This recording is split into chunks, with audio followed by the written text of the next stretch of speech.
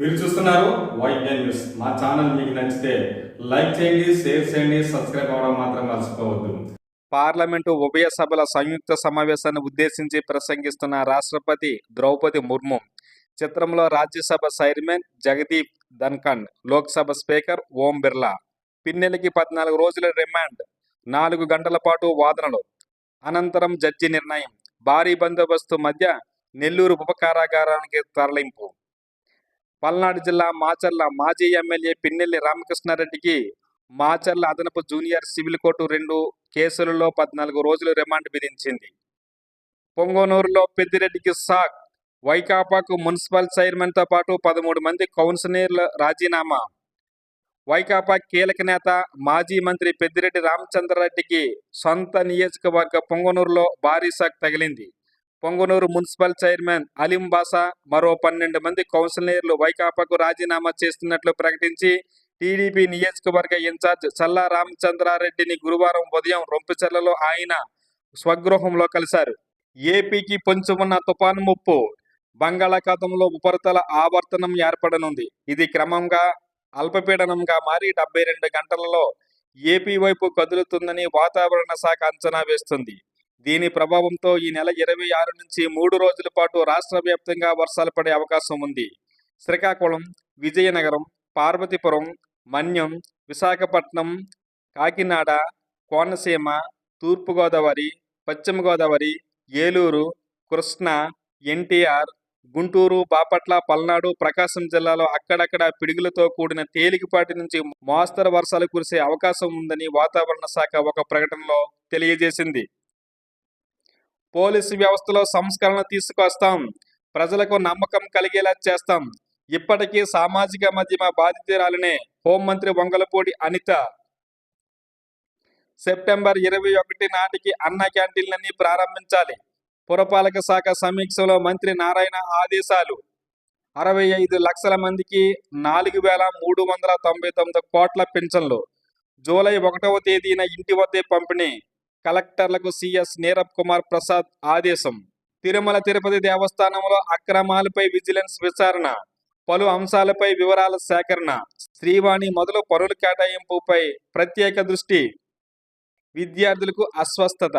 పాఠశాలలో పారిశుద్ధ్యం లోపంపై అధికారుల ఆగ్రహం. పాయికిరపేట పట్టణంలో ఓ ప్రైవేటు స్కూలులో పలువురు విద్యార్థులకు అస్వస్థతకు గురయ్యారు. దీంతో తల్లిదండ్రులు ఆందోళనకు లోనయ్యారు. పాఠశాలకు వచ్చిన విద్యార్థుల్లో 6 గురువారం ఉదయం శ్వాస తీసుకోవడానికి ఇబ్బందులు పడ్డారు. వారిని హుటాహుటిన అక్కడే ఉన్న ప్రాథమిక ఆరోగ్య కేంద్రానికి తరలించారు. విద్యార్థులకు వైద్యాధికారి సుభాష్ వైద్య సేవలు అందించారు. సమాచారాన్ని మండల విద్యాశాఖ అధికారి కెఎన్ గాంధీకి చేరవేశారు. దీంతో ఎంఈఓ, వైద్యాధికారి పాఠశాలను పరిశీలించారు. తరగతి గదుల పక్కన ఉన్న మరుగుదొడ్ల నుంచి తీవ్రమైన దుర్వాసన వస్తుండడాన్ని గుర్తించి వాటిని పరిశీలించారు. ఏమాత్రం శుభ్రత లేకుండా మురుగుతో నిండి ఉండడంతో స్కూలు సిబ్బందిని ప్రశ్నించారు. పరిశుభ్రత పాటించకపోవడంతో ఆగ్రహం వ్యక్తం చేశారు. పిల్లల ఆరోగ్యంతో ఆటలాడుకుంటున్నారా అంటూ నిలదీశారు. ఉన్నతాధికారులకు ఫిర్యాదు చేస్తున్నామని పేర్కొన్నారు. అనంతరం ఎంఈఓ మాట్లాడుతూ పాఠశాలలో పారిశుద్ధ్య నిర్వహణ అధ్వాన్నంగా ఉందని తెలిపారు. గతంలో తనిఖీలు చేపట్టి హెచ్చరించినా మార్పు రాలేదని పేర్కొన్నారు. ఏపీ ఎడ్సెట్లో భౌతిక శాస్త్రంలో పాయికిరపేటకు చెందిన కాసిన వీర సాయి చంద్రిక ప్రథమ ర్యాంకు సాధించింది. ఈమె ఇటీవల ఐఐటి మద్రాసులో ఎంఎస్సి పూర్తి చేసింది. తాజాగా ప్రకటించిన ఎడ్సెట్ ఫలితాల్లో 100 మార్కులతో మొదటి స్థానంలో నిలిచింది. చంద్రిక తండ్రి వీర వెంకట సత్యనారాయణ ఉపాధ్యాయునిగా నక్కపల్లి మండలంలో డొంకాడులో పనిచేస్తున్నారు. తల్లి పద్మావతి గృహిణి.